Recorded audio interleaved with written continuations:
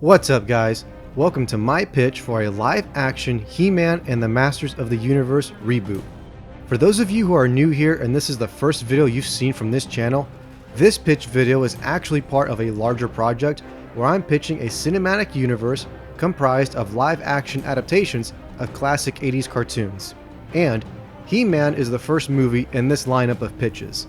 If you guys want to get the full details on this cinematic universe, go ahead and check out the pitch video that I made for that a while ago. You can click on it here, or click on the link in the description below. I also want to clarify that this pitch is in no way connected to the live-action He-Man film that is currently stuck in development hell over at Sony and Mattel. This version of He-Man that I am proposing is its own thing. So, like I mentioned, He-Man is the first movie in Phase 1 of my 80s cinematic universe. So by default, that sort of makes He-Man the unconventional mascot of this 80s CU in the same way that Iron Man was the unconventional mascot of the MCU. Even though the most popular Marvel Hero Award goes to Spider-Man, when people think of the MCU, their mind immediately jumps to Iron Man because he was the character that showed up on screen first and was the one that showed up the most frequently throughout the entire saga. The same can be said for He-Man in this series. He's not the most popular 80s cartoon hero, that honor actually goes to the Ninja Turtles, but he is one of the most noticeable characters in this universe and will continue to make more appearances throughout this franchise. Also, I wouldn't want to call this movie He-Man and the Masters of the Universe because I always found the name Masters of the Universe to be way too big of an exaggeration. In He-Man mythology, the Masters of the Universe is the name of a team of heroes that He-Man, King Randor, and Men-at-Arms assemble to protect their home kingdom of Eternos. This team of heroes is basically the He-Man equivalent of the Knights of the Round Table. They're a team of guardians and peacekeepers. None of them are gods. They're just mortal beings who protect one kingdom on a single planet in this expansive universe. Their actions don't even affect foreign nations in Eternia, let alone have any effect on other worlds. They're not immortal deities who can control space, time, and reality, so to call themselves the Masters of the Universe is a bit of a stretch. So for that reason, I'm just going to refer to this team in this version of He-Man as the Defenders of Eternos. It's a job title that I think is a little bit more accurate to their job description, and because of that change, the title of the film itself is just going to simply be He-Man. No other subtitle attached to it. And like I mentioned in the last pitch video, He-Man is going to have his own trilogy in this cinematic universe, with this film being the first chapter in that series. And like I promised, this film is going to draw inspiration from Star Wars Episode 4 A New Hope, in the sense that it will be an epic and adventurous coming-of-age story set in a science fantasy setting. There will be heroic guardians, hideous monsters, dark overlords, space magic, endearing romances, meaningful life lessons, and epic battles. It will be Star Wars without being Star Wars. My hope is that this film can inspire as much imagination and wonder into audiences as much as A New Hope did when it was released back in 1977. But He-Man will be different from Star Wars in the sense that even though both films fall into the category of being a sword and sorcery set in space, He-Man will lean more towards the fantasy side of science fantasy, whereas Star Wars leaned in more towards the science part of science fantasy, at least in comparison to the medieval barbarian setting that is He-Man. Now, for those of you who watched the original 80s cartoons of He-Man, you'll know that just like the rest of 80s media at the time, this show was very cheesy and childish, which was kind of the point back then. But that being said, the franchise definitely has a lot of potential at succeeding in a live-action medium, as evidenced by the 2002 reboot of the He-Man show, which featured a much more serious and grounded interpretation of the story. So, this 80s CU version of He-Man will follow that same example of being more gritty and realistic, but not at the expense of losing all of the humor and fun. The tone of this film will have a nice balance of drama and adventure without going over the edge into grimdark territory. Again, think of A New Hope in terms of the tone of the story. In regards to how this film's aesthetic and production design will look, I want to pull some inspiration from the art style of Thor: The Dark World, because I think that film's blend of advanced technology with medieval weaponry matches so perfectly with the hybrid setting of Eternia. The architecture and the vehicles will bear some resemblance to the MCU's version of Asgard, So there's soldiers outfitted in medieval armor, fighting with enchanted swords and shields, as well as EMP grenades and laser cannons. There's robot shock troopers firing AA cannons, ray shields protecting the medieval castles, and human pilots riding hoverbikes called sky sleds. Fun fact, in the 1987 film Masters of the Universe, Ralph McQuarrie, the main concept artist behind the original Star Wars trilogy, actually designed a few conceptual pieces for the live-action He-Man film when McQuarrie had to go on a 3-week hiatus after the production of Ron Howard's Cocoon was put on hold. So, in that span of 3 weeks, McQuarrie had come up with a few concepts for a live-action He-Man before he had to return to working on Cocoon. So the fact that I'm pulling reference from McQuarrie's work on both He-Man and Star Wars helps bring this creative process into a full poetic circle. In regards to the costume design, that's probably the subdivision within the art department that needs the most attention, because a big part of the reason why the original He-Man show was so cheesy was because of all the dorky costumes and ridiculous character designs. Paul Gerard is a concept artist who has worked on epic films such as Gods of Egypt, Wrath of the Titans, The Shannara Chronicles, HBO's His Dark Materials, 2019's Hellboy, and the new Dungeons & Dragons movie that will be coming out in 2023. So he's definitely no stranger when it comes to fantasy concept art, or 80s cartoon art for that matter, considering he also worked on 2014's Teenage Mutant Ninja Turtles. Gerard came up with fan art designs for a live-action He-Man film, and he posted them online at ArtStation, where they received tons of praise and attention from the fan base. While I do like most of these designs, I personally think that they lean a little bit too far into horror and dark fantasy, and they would need some tweaking and modifying to be able to fit my version of He-Man for this pitch. Personally, I would lean away from most of the frightening imagery and emphasize more on the marriage between magic and technology. But, despite the grimdark influence on all of the characters, I love how Gerard takes the original corny art style and redesigns it into a modern science fantasy aesthetic, almost as if it were a cross between Thor the Dark World, John Carter of Mars, and Conan the Barbarian. So, incorporating a lot of fur and leather pieces with the bronze, silver, and gold elements would really breathe a new fresh air of life to the production design of Eternia.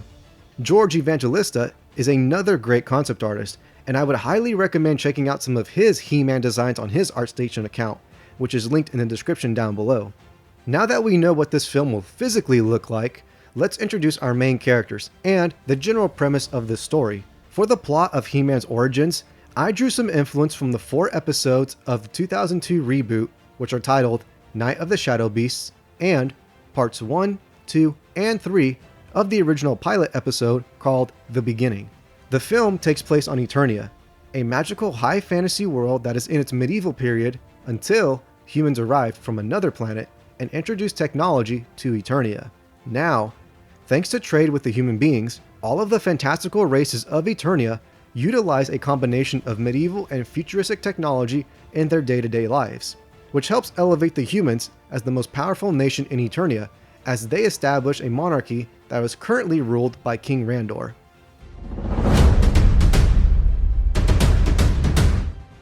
So basically how this story goes is that we open on this desperate, chaotic battle, where Skeletor's horde is laying siege to the royal palace of Eternos. This is where we introduce the defenders of Eternos, as well as their benevolent ruler, King Randor, who is basically Eternia's equivalent of King Arthur. He's strong, wise, just, and noble, just like any good Arthurian leader.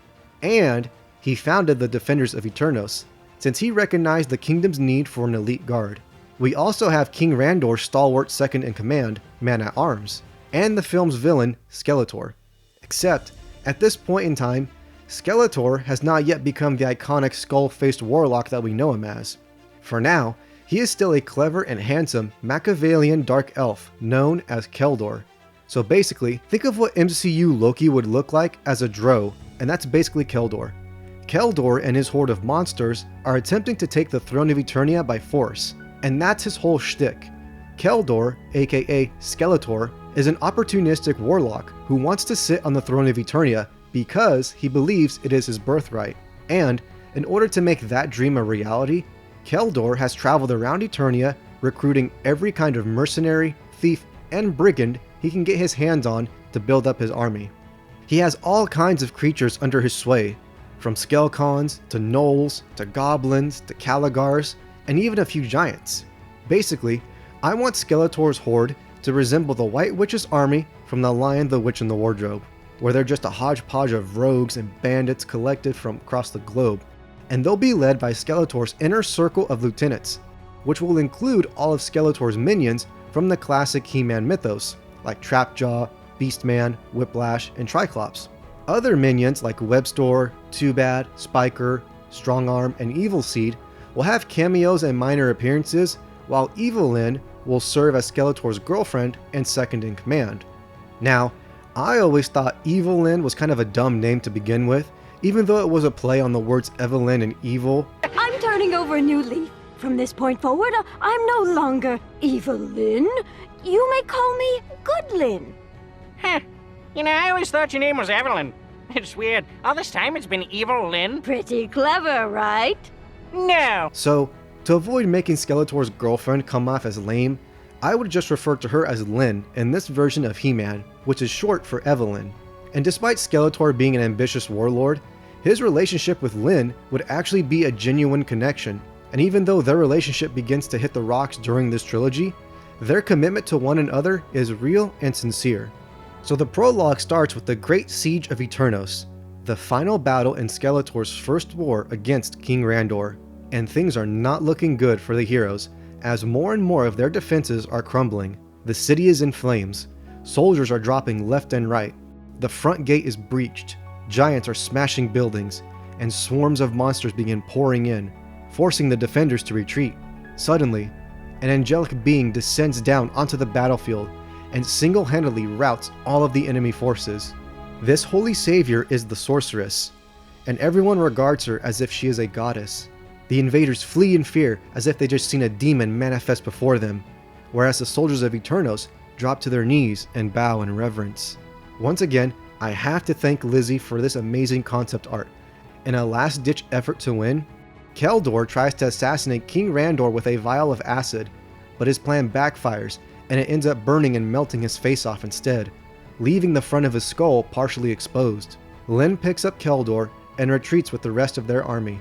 King Randor and his allies pursue the enemy back to their stronghold of Snake Mountain, where the sorceress conjures up a massive magical barrier that encompasses all of Keldor's territory and traps him and his forces there forever. This giant barrier is called the Mystic Wall, and it practically looks like the wall from Game of Thrones, but it's made out of pure magical energy instead of ice. After casting the spell, the sorceress collapses to the ground as if she's dead. She has clearly overexerted herself in creating the Mystic Wall, and the heroes begin to crowd around her in concern. Within Keldor's lair of Snake Mountain, we see Lynn frantically working on Keldor as he lays on an operating table and cries out in excruciating agony, proclaiming that he's dying and begging Lynn to save him and end the pain. We see Lynn use dark and unholy magic to save her beloved. It's a really ugly spell, and even just watching it work will leave the audience feeling disturbed and uncomfortable. Once she's finished, we see that the entire front of Keldor's face has melted off, exposing the front of his skull and giving him the iconic Skeletor face. Skeletor still has some of his hair and skin left on his head, but it's more towards the back of his head, giving him an even more frightening appearance. He looks into a mirror and has a complete mental breakdown over his mutated transformation. Lynn tries to comfort him, but Skeletor slowly breaks out in maniacal laughter as we see him totally descend down into madness. We suddenly cut to our main protagonist, an 18-year-old blonde pretty boy named Prince Adam, as he awakens with a startle after having been shocked out of his nap. A text at the bottom of the screen reads, 18 years later. Adam is sitting at a desk by himself with a tutor in front of a holographic whiteboard. The tutor was just giving a lecture on the Siege of Eternos, the battle that we just witnessed in the prologue. The tutor reprimands Prince Adam for dozing off again, and before Adam can be disciplined, Adam looks at the time and excuses himself from the classroom, declaring that he is late for his sparring lessons. At the training grounds, we meet Teela, the love interest, as she is sparring with Adam and training him, while Man-at-Arms and the Defenders of Eternos observe from the sidelines. For those of you who don't know, Teela is Man-at-Arms' daughter, and she's actually the captain of the royal family's bodyguards. Teela is around the same age as Adam, having grown up and played with the young prince. We can tell that Adam has a crush on Teela in this scene, but she is so much more mature than he is that she mentally outclasses him, and Adam is just not her type at all. Think of their friendship dynamic as the tomboyish daughter of a military veteran being friends with the spoiled rich kid, and the rich kid secretly likes her, but it's only because their parents are friends that they are even acquainted with each other in the first place. Otherwise, they'd probably go their entire lives never speaking to one another. Like Princess Leia from Star Wars, Teela fulfills the defrosting Ice Queen and a mother to her men archetypes, which means that like Princess Leia, Teela will start off as a cold and distant character to the other protagonists, but will gradually begin to respect and admire them. And she also greatly cares about the soldiers under her command, and feels responsible for them as if they were her own children. She'll also be the tritagonist of this trilogy, meaning that she is the third most important character in this fictional narrative, being right behind He-Man and Skeletor. As they spar together, Teela teases Adam for being lazy and tries to get him to take his education seriously, but because there hasn't been a war in over 18 years, Prince Adam doesn't see a point in learning how to fight, and he skips out of practice early to go prepare for his birthday party, when in reality, he just went to go take a nap. This nap causes Adam to be late to his own birthday feast, greatly embarrassing and frustrating his father, King Randor. The final two protagonists that we are introduced to are Orko, the court jester, and Cringer, Prince Adam's pet tiger. Orko is essentially going to be the R2-D2 of this series, as he's the cute kid appeal character and the comic relief. But he never goes into slapstick comedy like his cartoon counterpart. Out of all of the He-Man characters, Orko easily sticks out as the most ridiculous and cartoonish character, and I'll admit that it would be difficult to adapt him into a serious live-action incarnation of He-Man, where he doesn't feel completely out of place. For those of you who aren't familiar with He-Man lore, Orko was once a powerful mage from another world called Trala, but after he lost his wand and found himself in Eternia, Orko's spellcasting has never been the same, and he's become extremely insecure and self-conscious over how clumsy and ineffective his magic has become. Despite his failure as a magician, Orko finds fulfillment as Eternos' court jester, where he puts his lighthearted nature into good use as the entertainer of the royal palace. Orko and Prince Adam are close friends because they both feel like outsiders who are never taken seriously by anyone else in the palace, and they bond over this mutual connection. The friendship between Adam and Orko will be a lot like the friendship between Luke Skywalker and R2-D2. For Orko, I think it would be great to give his character an arc where he starts off as a miserable failure, but throughout the course of the film's adventure, he finds the confidence to become a great mage once again. Now, Cringer is a green and orange striped tiger who has been Prince Adam's pet familiar since they were both children. In the original 80s cartoon, Cringer was able to speak, and he talked a lot like a Winnie the Pooh character. But for this grittier and more epic version of He-Man, Cringer will just be a regular tiger who doesn't speak. Adam first found Cringer when he was just a cub who had been abandoned in the woods, and Adam adopted the young tiger, not realizing how much of a chore it would be to raise up a paranoid tiger. Cringer's most defining character trait is his notorious fear of basically everything. For being such a large and powerful beast, Cringer is always getting spooked by the smallest things, and is constantly flinching at everything. Thus, this makes Adam, Cringer, and Orko a motley group of oddballs who forge an unlikely kinship in being misfits amongst the royalty of Eternos. As far as casting goes, I think it would be really awesome to see this He-Man reboot follow the Star Wars tradition of hiring no-name actors for their main roles. In A New Hope, Harrison Ford was still a rising name in Hollywood, so Sir Alec Guinness was really the only star in the entire cast. So even though I can totally see Tom Hiddleston or Bill Hader as Skeletor for this reboot, I think it would be refreshing to see the roles of Prince Adam, He-Man, Teela, and Man-at-Arms go to completely new faces and fresh talent.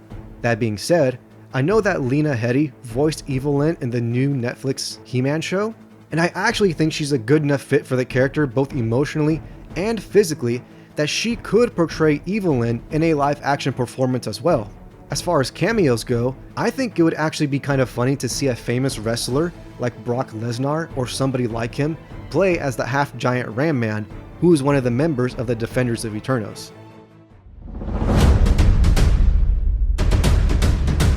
Anyways, Now that we got the characters taken care of, let's go back to the plot of this film.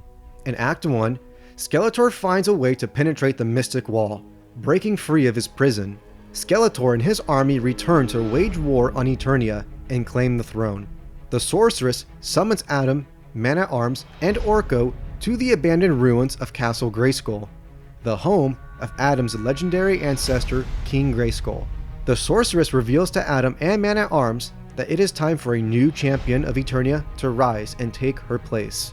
When Adam asks why the sorceress can't continue to be Eternia's champion like she's always been, the sorceress reveals that when she created the Mystic Wall, she pushed herself too far, and she's now become a magical cripple. She's a weak shell of her former self, and she can only offer a very fragile resistance if Castle Grayskull was ever to be in danger again. That is why they need a new champion, and Prince Adam is their candidate. It's time for him to follow in his ancestors' footsteps and become a champion of Grayskull, just like his legendary ancestor, King Grayskull. At first, Adam refuses to accept the burden, but when the royal palace is suddenly sacked and King Randor is taken prisoner by Skeletor, Adam is forced to accept the call to adventure. By bestowing the magical blade known as the Sword of Power upon him, the sorceress transfigures Prince Adam into the noble barbarian superhero, He-Man. It works exactly the same way as Shazam's superpowers from DC, where Billy Batson retains his personality and thoughts, even in his new superhero body as Shazam, except instead of saying Shazam, Prince Adam will say, "By the power of Grayskull!"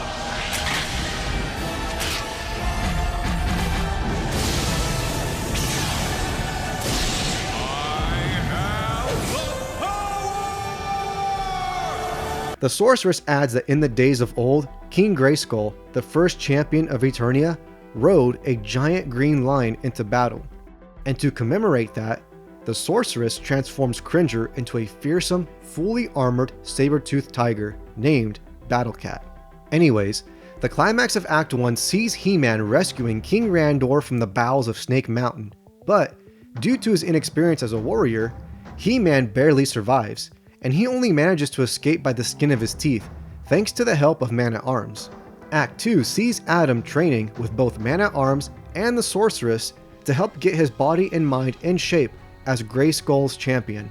By day, Adam and Cringer will train in the ways of strategy and combat with Man-at-Arms at the Royal Palace, while by night, Adam and Cringer will train in the ways of nature, history, and magic with the sorceress at Castle Grayskull.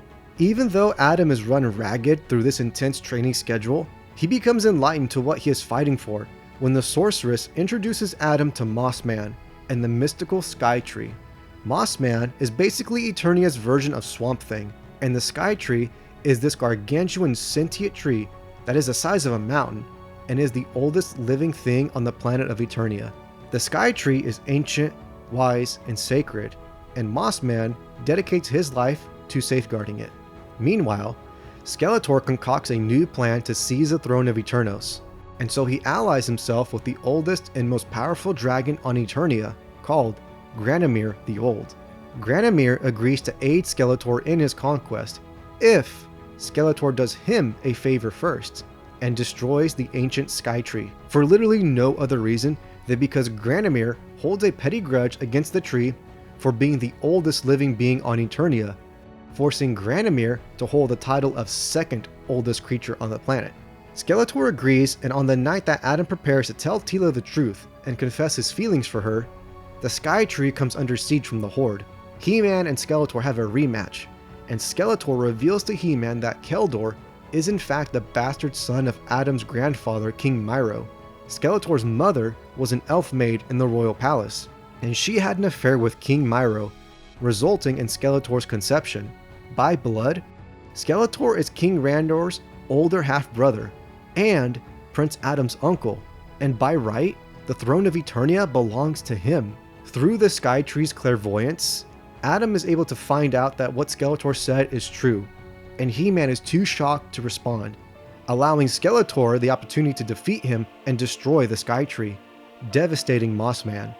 Adam has a moment where he throws in the towel and quits being He-Man since he feels like a colossal failure. But thanks to a pep talk from the sorceress, Adam finds the motivation to persevere. Act 3 sees He-Man and all of his allies coming together to protect Eternos from Granomir. Through his newfound confidence and maturity, He-Man is able to slay the dragon, and for the first time ever, beat Skeletor in a one-on-one duel. The forces of evil are forced to regroup at the loss of their greatest asset, while Prince Adam returns home, having completed his character arc and finding comfort and self-acceptance in both of his identities as He-Man and Prince Adam. And that's the main theme of this movie. In true filmmaking fashion, the moral message of the main character's arc is also the same moral message of the film itself. The lie in Prince Adam's arc is that he is not qualified to become the champion of Grayskull. The ghost that supports this lie is that up until now, Adam has lived a carefree life. He's lazy, irresponsible, and doesn't take anything, including himself, seriously. The want in Adam's arc is to quickly defeat the threat of Skeletor so that he can return to his life of comfort and security. But the need that Adam must recognize is that life's problems will never leave you alone. Even when you've given up and chosen to ignore them, life will not ignore you, and it will continue to beat you up over and over again until you decide to stand up and face your problems head on. To maintain this film's vision of being a coming-of-age story, Prince Adam needs to mature and accept the fact that he has a responsibility to his family, his friends, and his people, regardless of which form he takes, He-Man or otherwise. And that concludes my pitch for the first live-action He-Man film in my lineup for the 80s cartoon cinematic universe. If you guys would like to continue seeing more awesome concept art being custom made for this channel, and specifically for this 80s CU series, then you can support the channel at patreon.com/Phoenix Studios. It really helps us out. If you want to know when the next part in this series is released, go ahead and subscribe so that you can be the first to know whenever I post a new video. Leave a comment down below and let me know what you think of this pitch so far, and I will catch you guys next time.